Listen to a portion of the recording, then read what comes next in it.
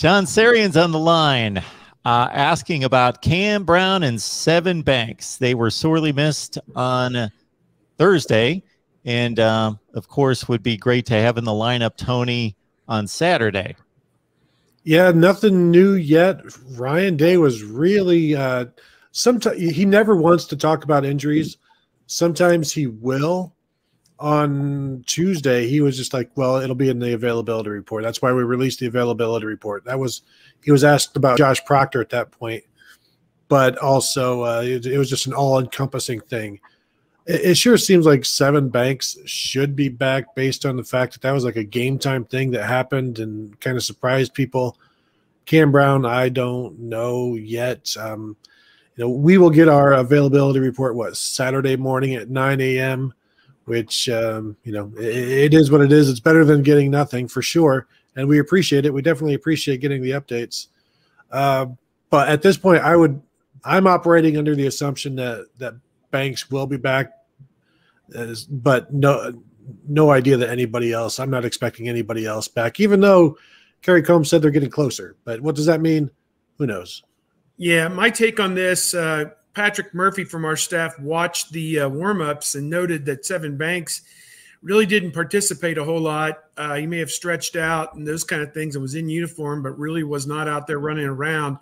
And as Coach Day said, was really only available in an emergency capacity for that game. And as it turned out, there were no emergencies. The corners who played were able to go from start to finish, so that was good.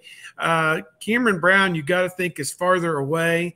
The times that we got to go watch the team practice, I don't know if I ever recall seeing him on the field. So he probably missed a good portion of the preseason and is not or was not 100%, it seems, for a good portion of the preseason. So at any rate, it's going to be what it's going to be. And the good news is they need to get through this week and this game against Oregon and win the game any way humanly possible, just kind of like the Minnesota game. Win the game left-handed if you have to with your backup players and your freshmen.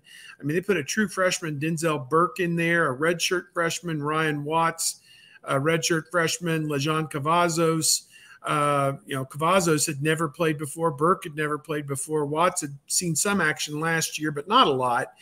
So they muddled through with those three guys and got it done. And, give Oregon your best shot, I guess, with that personnel. And if Banks can play, so be it, maybe 30 or 40 plays. If you get 30 or 40 plays out of Banks this week, that would be huge, just to take some of the onus off those young guys. But, again, I am not of a mind that this is the end of the world one way or the other. Those guys played pretty well, I thought, in their stead last week. And again, get through this, and then it's basically smooth sailing for a while because it's Tulsa, Akron, Rutgers, Maryland, I think, are the next 4 games. Maybe Rutgers and Maryland will give them a similar type of challenge as Minnesota did.